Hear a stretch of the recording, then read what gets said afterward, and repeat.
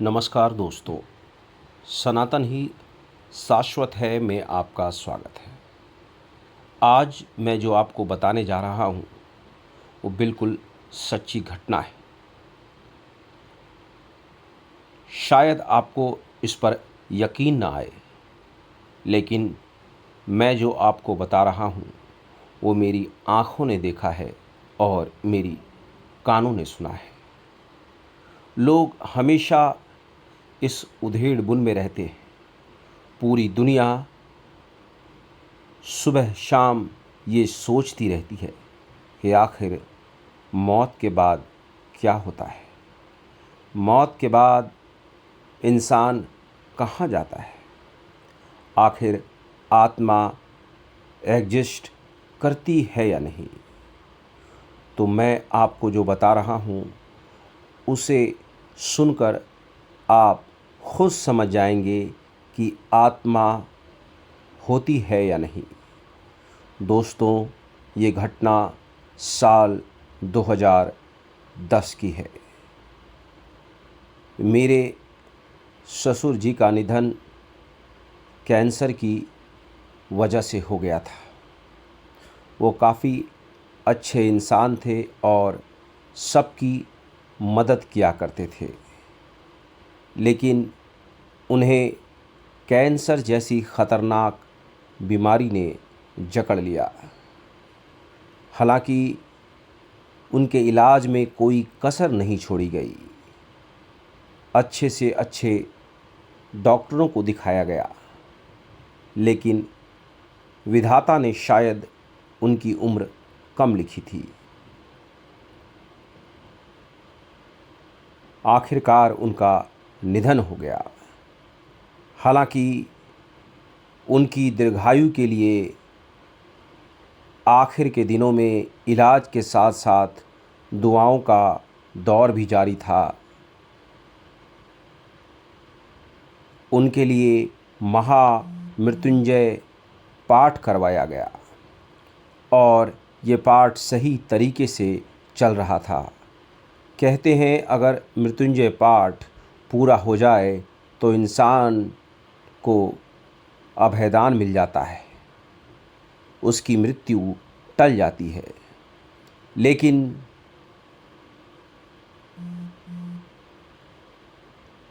ठीक मौत के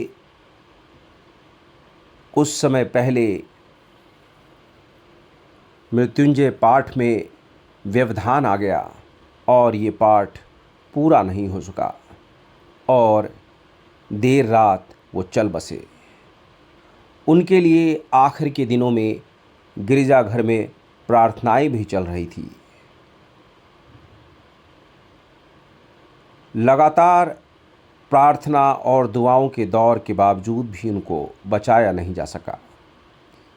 आखिरकार जब उनकी 13वीं हो रही थी तो जो कुछ हुआ वहाँ उस समय मौजूद लोगों के रोंगटे खड़े हो गए। किसी के लिए भी इन बातों पर यकीन करना मुश्किल हो रहा था कि आखिर ये इस वक्त क्या हो रहा है। जहाँ पर उनकी 13वीं हो रही थी वो उनका घर था और उसमें वॉशरूम के बाहर एक पानी की टंकी के लिए बेल लगा था, जो अमूमन हर घरों में होता है। अचानक उस घंटी से एक ऐसी आकाशवाणी होती है जो हमने अब तक टीवी और फिल्मों में ही सुनी है।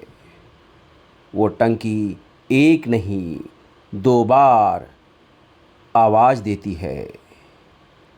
उस बेल से ऐसी आवाज़ें आती हैं कि सबके रोंगटे खड़े हो जाते हैं। वो बेल से आवाज़ निकलती है, डरो मत, प्रभु ईसा मसीह आपके साथ हैं।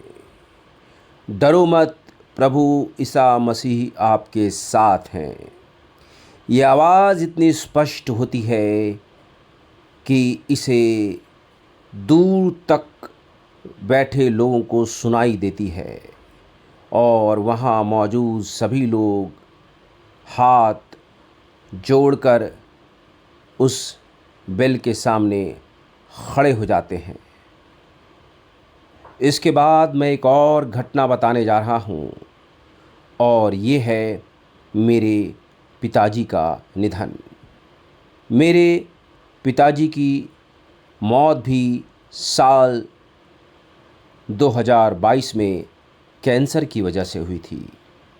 मेरे पिताजी एक अच्छे इंसान थे और उन्होंने अपनी पूरी ज़िंदगी हमें पढ़ाने लिखाने में लगा दी। वो दफ्तर से आते और हमें पढ़ाने लग जाते। उनके इलाज के लिए भी पूरी कोशिश की गई, अच्छे से अच्छे डॉक्टरों को दिखाया गया, लेकिन कहते हैं कैंसर इतनी गंभीर बीमारी है जो किसी को नहीं छोड़ती। आखिरकार उनका भी देहांत हो गया। दोस्तों, जब उनकी 13वीं चल रही थी तो एक उनके कमरे के बाहर घड़ी लगी थी जो सालों से वहीं पर लगी हुई थी। उस घड़ी के नीचे कई लोग खड़े थे। अचानक से वो घड़ी नीचे गिर जाती है और घड़ी इस तरह से गिरती है कि वहाँ मौजूद किसी भी इंसान को चोट नहीं लगती। घड़ी चकनाचूर हो जाती है और वहाँ खड़े लोग चकित हो जाते हैं। हम लोगों के लिए आँखों पर यकीन करना मुश्किल हो जाता है।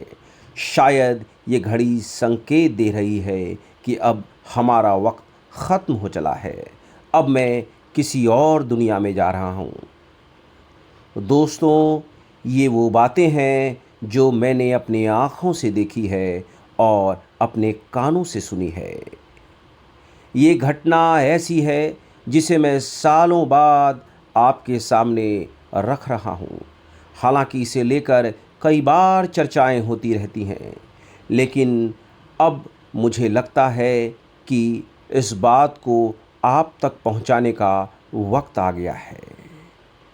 दोस्तों, इंसान की मौत के बाद आत्मा नहीं मरती। आत्मा दूसरे जीवन में प्रवेश करती है। आत्मा अजर अमर है। ये बात मैं इसलिए कह रहा हूँ क्योंकि ये मैंने खुद महसूस किया है।